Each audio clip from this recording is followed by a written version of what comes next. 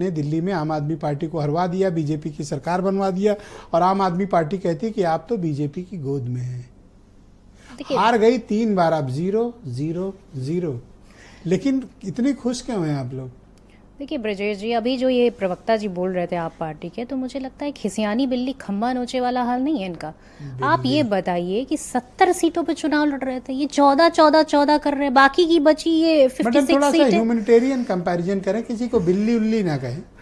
अरे भाई देखिए, ऐसा है, ये कहावत है और हमारे हिंदुस्तान में कहावत जो है ना, वो कोई किसी को बिल्ली बनाने के लिए नहीं होती। बिल्ली बिल्ला कोई मतलब ह्यूमैनिटेरियन कहावत भी कह सकती हैं। अरे देखिए, कहावतें हैं। अब आपको बुरा लग रहा है तो बात अलग है। मैं क्यों बुरा मानूंगा? नहीं, अब मुझे तो दुख है आपने इंसान को बिल्ली बताया। अब आपको बुरा लग रहा है तो बात प्लीज अलग है। आप बोले, कंटिन्यू प्लीज। नहीं देखिए, मैं दिल्ली की जनता को धन्यवाद देना चाहती हूँ। कांग्रेस पार्टी में जो भी कमियां रही, जो भी हमने इलेक्शन लड़ने में कमियां रही, उस पर हम आत्मचिंतन करेंगे, आत्ममंथन करेंगे और बेहतर तरीके से दिल्ली की जनता की आवाज उठाएंगे।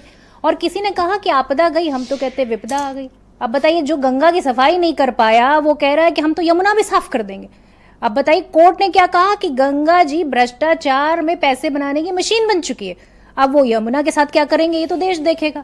पर मैं एक बात जरूर कहना चाहती हूँ कि जो वादे किए गए हैं, चाहे वो प्रदूषण को लेकर हो, चाहे वो यमुना की सफाई को लेकर हो, चाहे वो 500 रुपये का सिलेंडर हो। भाई 500 रुपये का सिलेंडर उत्तर प्रदेश में तो है नहीं। उत्तर प्रदेश छोड़िए, जहां जहां इन्होंने घोषणा की वहां नहीं दे पाए। तो मुझे लगता है कि भाई भारतीय जनता पार्टी की कथनी और करनी में अंतर है। आम आदमी पार्टी हारी है तो आप इतनी खुश क्यों हैं?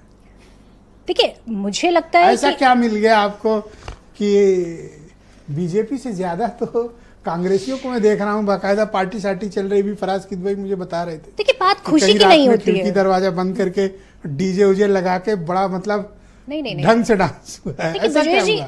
ब्रजेश जी, आप बेहतर समझते हैं कि जो एंटी इनकम्बेंसी थी वो जो है आप पार्टी के खिलाफ थी। पिछले 10 साल से ये सत्ता में है और अगर 10 साल के पीछे आप जाएंगे तो आपको बेहतर समझ में आएगा कि ये पार्टी क्या करके आई थी। क्या करके? ये शीला जी को भ्रष्टाचारी बता के आई थी और वही भ्रष्टाचार जो आज तक साबित नहीं हुआ। आप बताइए, इन्होंने कहा हम लोकपाल लेके आएंगे। वो उस पार्टी के लिए जो आरटीआई की सुविधा पहले दे चुकी थी। आरटीआई मतलब आपको राइट टू इंफॉर्मेशन।